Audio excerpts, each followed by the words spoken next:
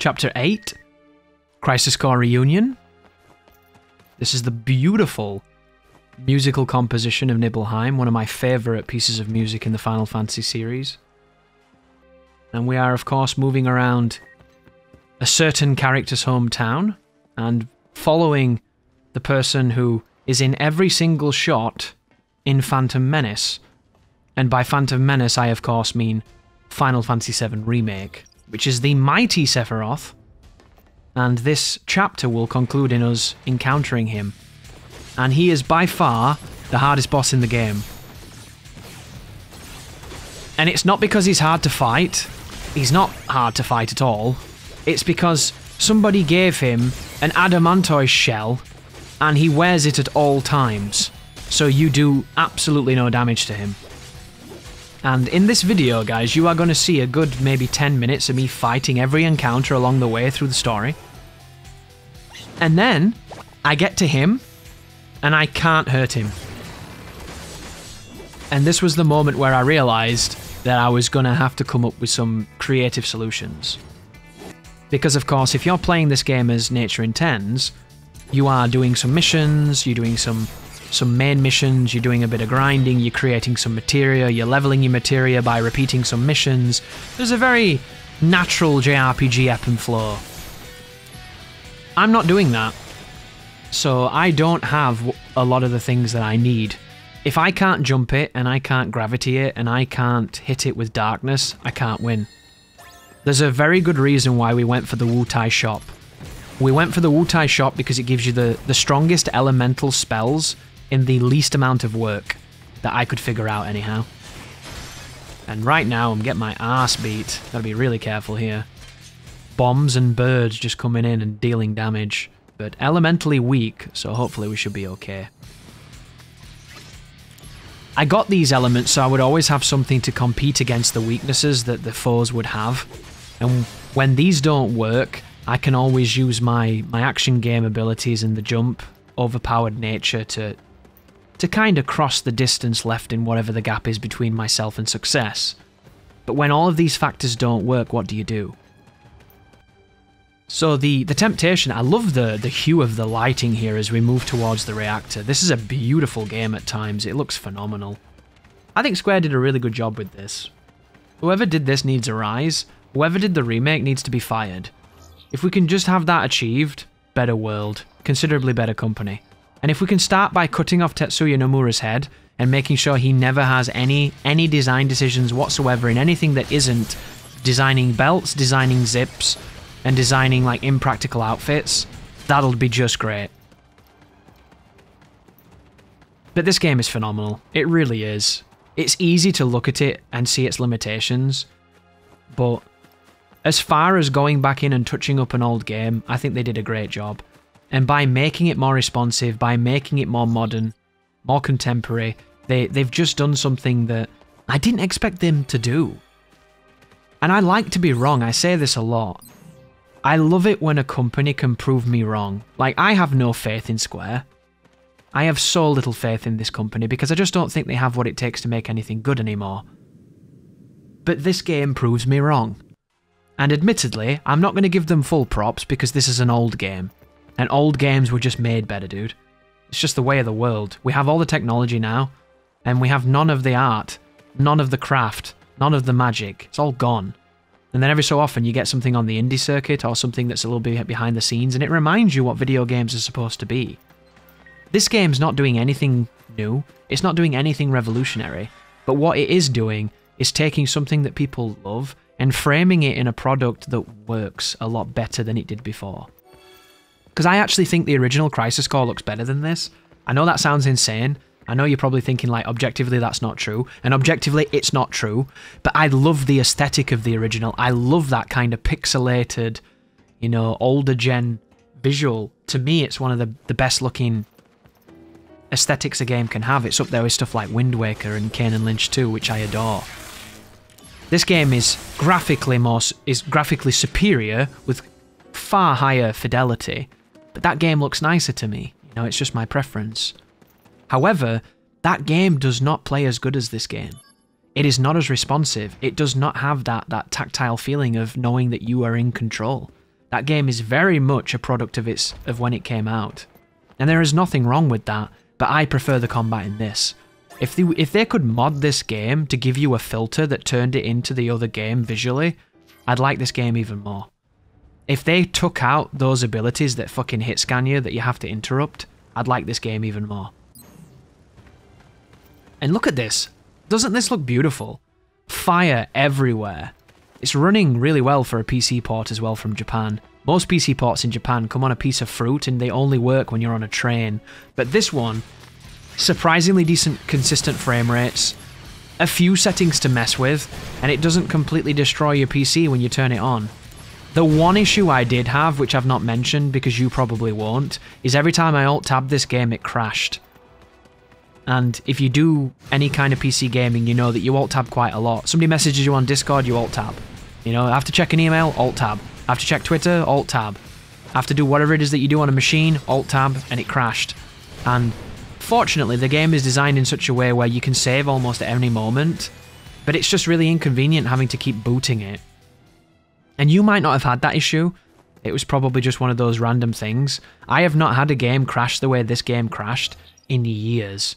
Like, this reminds me of old school PCs back in the day where, like, Commodore 64 era, where you just didn't know what was going to happen and you just hoped and prayed and 30 minutes passed and you were in the same place and nothing changed. A couple of bombs, a couple of death claws. We're going to use all our elements here, get all our MP back, all our AP back. Set into a position where we can really do some damage. And even here, skirting the edge of the environment to skip these encounters, they're still trying to get you in some encounters. And that's another thing that might explain why Sephiroth was such a markup when it comes to difficulty. Because in a game such as this, they expect you to do a lot of fights. They expect you to catch a handful of battles on each of the screens. Whereas I'm trying to have as few fights as possible to try and keep my levels down. Even though I don't even know if a level makes a difference in this game. It's absolutely equipment and materia. Especially later on. You can get some real cool stuff later on. But head into the reactor, the nibble reactor. This is where the nibbles are made. And of course we get the moment that we've all been waiting for. And of course there's going to be a little bit of an incursion into other areas as we take on Genesis again, but slightly different story this time because I have the ability to do stance into jump, which I'm going to be using a lot now because it's the only way I can do damage. But you'll notice my normal jump is doing like, what, 3,800 after a combo, whereas 2,471 it just did. Stance, jump, 4,860. See the difference? 5,000 damage. This is insane, guys. And it looks really spammy and really lame, and it kind of is, but this is damage. This is as good as damage is going to get on my build. And it's the only reason I can finish the game. Now I've realised that this exists. Like, look how effective this is. Just unbelievable damage. And these guys are casting death as well, which you can dodge in this game, which I think is a really good touch. Speaking of touching, these guys have a drain move, and be careful of the hornets too. These hornets don't look like much, but they attack really quickly, and it's hard to tell what they're doing sometimes. But look how good this is. The reason this is so busted, if you've never used it before, is when you go into the stance, it's a defensive stance where you seem to get priority, and you also get an armor that makes you take less damage. And now we're going to be using gravity against Angeal. Like, look how good gravity is, dude, when people have a lot of HP. This is old school as hell, this as well. If you've played other games, you'll know all about this. Using gravity to get what you want. Problem with gravity, if you don't know, guys, is it is percentage based. So the lower his life, the less damage it'll do. But all I'm going to do, gravity until it does no damage, and then I'm going to jump. And right now, he currently has a buff on him that means I don't do much damage, but I can hopefully finish him off with other things, which is what we just did then. Now we're in a cave with a Sahagan and a couple of balloons. Which I always liked how Final Fantasy changed the names of the enemies. It's the same as a normal bomb, it's just blue, isn't it? But he's called a balloon and he might have a different ability in there to make him interesting. It was such a clever tactic to get around limitations back in the day. Oh, here we go, Bahamut Fury. This is the hard one as well. This guy has got a lot of HP. And the idea here is you do a full string on him, you watch what he does, and depending on what he does depends on what you do. So Cluster Sphere is this move where he puts everything into his belly and then he fires it, but you can jump it. with good timing. And after he does this, he usually always flies away. And when he flies away, you can't use any of your abilities. And this move coming here is quite hard to dodge because it comes directly for you and it's really fast. But if you dodge it like that, you're fine. And then when he comes back, he's going to do either his stomp on the surface, or he's going to do that magic spell again, or he's going to do his standard slash. So he does Hexafang. This hurts you when it comes in, so I turn it off by using my ability. This move is really dangerous because the first hit is a hit and it'll kill me, and then the second hit is really hard to dodge because it's random. But you can dodge it just by rolling. I've done it several times before, and you need to, if you can, stop his Mega Flare. I didn't this time, and I think I get really lucky here. Yeah, it takes all my AP, so I can't jump now, which is really bad, but it doesn't kill me somehow. And then he does Black Hole. This is really easy to dodge. You just run away from it, and then you come and whack him. And boom, no MP, no AP. That saves my ass, because now I can jump. This move here is really hard to dodge with a standard dodge, but if you jump it, it's a lot easier. So this fight's going to get real interesting because I'm not going to have the tools to avoid half the shit I need to avoid. This is not too bad though. Stance, jump, big damage, boom. And then I'm going to immediately go into Lucky Stars for the crit. And that's just 1v1 me, bro. 1v1 me. And I got some MP back for that and some AP. So hopefully when we do this, I can do stance. Oh no, I'm going to do the spin. Spin's really good at breaking their ability power. But now I'm out of jumps, so I have to roll it. And I got quite lucky then, I rolled it. Rolling some of Bahamut's moves aren't the hardest thing in the world to do, but they're pretty tight. Like, if you're used to a Dark Souls roll, you're going to get fucking hit. But we're back to being completely immune now, thanks to Ares. And this guy's dead. And that doesn't look that difficult, but he's kind of hard. Ooh, this monster here as well, the movers. These guys who cast gravity on you, they don't like gravity either. So you can give them a taste of their own medicine. You can also use darkness on them, and I think darkness is really good. Like, look at that. Even my stance jump doesn't do any damage because these guys are so beefy. And they cast Flare. You never want to get hit by a spell called Flare. If you know Final Fantasy, you will fear Flare. Flare's always good. There's just some shit you don't want to see. You don't want to see Meteor. You don't want to see Comet. You know, you don't want to see Ultima. There's certain stuff that when they pull it out, you're just like, no! But the cool thing about this game is you can dodge them. So sometimes it's not the end of the world. And I think this little shit even does Ultima, and every time he's done it, I've dodged it somehow. And then we get the Malbro. Again, this monster, dude, you meet this monster in Final Fantasy VIII, you are in trouble. You meet this monster in Final Fantasy X, you are in trouble. You meet this monster in this game, he's free. This guy's free as fuck. His detection's pretty shit. I don't know how he hit me then. But he telegraphs everything he does. And he's really easy to kill. So he has to, like, face you before he bites you. And I just got bit then, which kind of cuckolds what I just said. But the idea is, everything he does is easy to dodge if you're not being a shit player like me just then. Look at the damage, though. Just wrecking these fools. Oh, I love it. No MP cost. Beautiful. Look at that damage. I've gone from doing no damage to a ton of damage. And you're probably wondering, how did you do it, Chris? I didn't. That's the stance. Admittedly, some of my materia has some abilities on it for attack power, but it's just the stance. It changes everything. And now we have the 1v1 against Sephiroth. This is a nightmare. So the setup for this is pretty simple. I'm going to spam magic at him at a distance because he doesn't dodge it usually. And then when I run out of magic, I'm going to start using stance jumps. And what will happen is, eventually he's going to summon some elemental crystals to start hitting you with magic. I currently, because of the missions that I've done to get the Wutai shop and to get some accessories, I have the ability to absorb every element. So no matter what element he summons, it's going to heal me. And I'm going to use those heals throughout this fight just in case I get hit, because Sephiroth can attack at almost any moment when you're close, and he does a lot of damage. We're going to do Exaflare here with Bahamut to get rid of his ability. As long as you stop this, you're okay. If you don't stop that, you'll lose. And if you get hit by this, it generally one-hit kills you. It's really, really powerful. Everything he does hits like a truck. And then is this the thing that lowers you down to 1 HP? Yeah, this is the classic fucking Kingdom Hearts move, this. And then he summons the crystals. Don't worry, because the crystals will heal you now if you wear this equipment. So right then I get Endure as well, which is really funny, but then the crystals just immediately heal me, so it's not a problem. And because I've got Endure, I can just go nuts. But I'm going to play this a bit more strategic because I don't like to go too ham on this particular phase. Because Endure's not the same as Guard All, is it? It's not null, physical. But here we go. Jump in. Boom.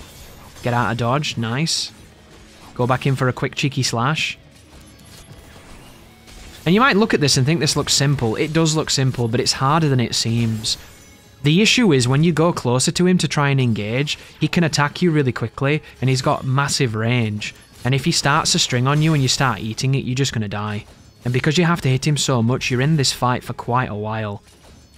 It's not as long as like Final Genesis, because that monster has 1,000,000 HP. But it's long enough because he's so dangerous.